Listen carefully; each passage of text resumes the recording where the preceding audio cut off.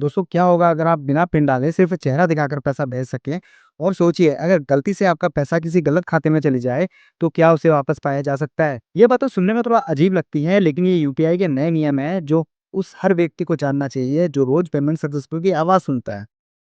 दोस्तों 2016 की नोटबंदी के बाद जब देश कैशलेस इंडिया की तरफ बढ़ा तो यूपीआई हमारी ज़िंदगी बदल आज हर सब्जी वाला, हर ऑटो वाला, हर कॉलेज फीस सब यूपीआई पर निर्भर है। लेकिन जब करोड़ों लोग रोज इस सिस्टम का इस्तेमाल करते हैं तो फ्रॉड, स्कैम और सिस्टम ओवरलोड भी बढ़ने लगते हैं। हर महीने भारत में लगभग 1200 करोड़ से ज़्यादा ट्रांजैक्शन यूपीआई से होते हैं। और इसी भारी ट्रैफिक और सुरक्षा चिंताओं के कारण एनपीसीआई ने 2025 में नए नियम लागू किए हैं ताकि सिस्टम और भी सुरक्षित और पारदर्शी बने। अब एक बात है जो चौंकाती है, यूपीआई के साथ फ्रॉड मामले लगातार बढ़ रहे हैं। सरकारी रिपोर्ट के अनुसार वित्तीय वर्ष 2023-24 में 13.42 लाख से ज़्यादा यूपीआई फ्रॉड के मामले दर्ज हुए, जिनमें करीब 1087 करोड़ रुपए का नुकसान हुआ। सिर्फ एक साल में मामलों में 85% की बढ़ोतरी हुई। लोकल सर्किल्स के सर्वे के मुताबिक भारत में हर 5 में से एक यूपीआई यूजर को किसी न किसी फ्रॉड का सामना करना पड़ रहा है। यानी सुविधा बढ़ी लेकिन खतरे भी बढ़े। अब जान लेते हैं यूपीआई के नए नियम क्या हैं। जो सबसे पहला नियम आया है वो है बायोमेट्रिक ऑथेंटिकेशन। अब आप पिन डाले बिना चेहरा दिखाकर या फिंगरप्रिंट से पेमेंट कर सकते हैं। 8 अक्टूबर 2025 से यह फीचर शुरू हो गया है। मतलब अब मोबाइल आपके चेहरे को पहचान लेगा और पेमेंट ऑथराइज करे।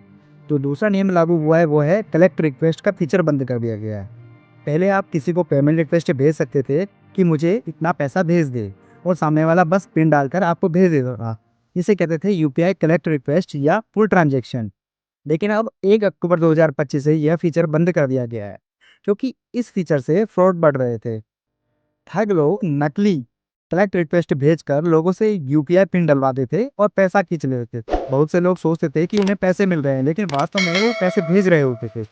कई बार लोग बिना जांचे अप्रूव पर क्लिक कर देते थे। पीसीआई के अनुसार अब सभी पेमेंट पेयर इनिशिएटेड होंगी, यानी अब आप खुद पेमेंट शुरू करेंगे, कोई आपको पेमेंट की रिक्वेस्ट नहीं भेजेगा।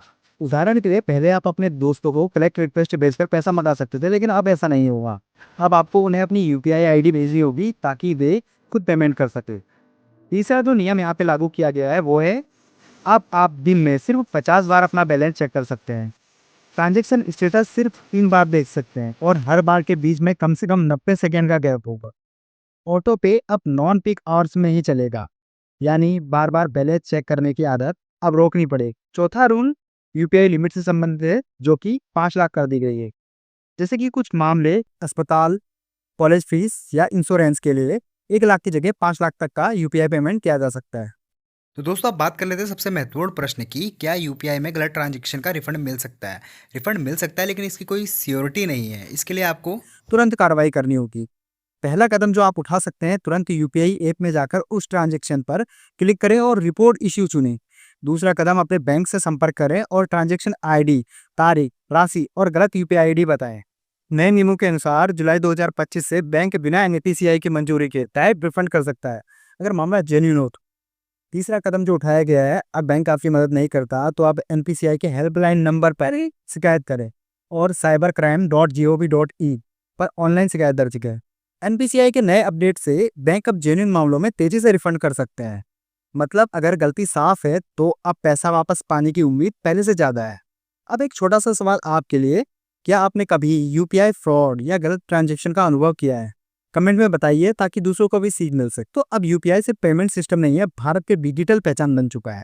नए नियमों ने इसे और सुरक्षित बनाया है, लेकिन बढ़ते फ्रॉड हमें यही सिखाते हैं कि टेक्नोलॉजी जितना आसान होती है उतनी ही जिम्मेदारी भी लाती है। अब सवाल यह है, जब सब कुछ चेहरे और डेटा से चलेगा तो क्या हमारी प्राइवेसी और सिक्योरिटी सच में सुरक्षित है? सोचिएगा जरूर। और अगर आपको ये वीडियो जानकारीपूर्ण लगा हो तो इसे शेयर कीजिए ताकि हर यूपीआई यूजर तक ये खबर पहुंच चुके। और ऐसे ही रिसर्च बेस्ड वीडियो देखने के लिए सब्सक्राइब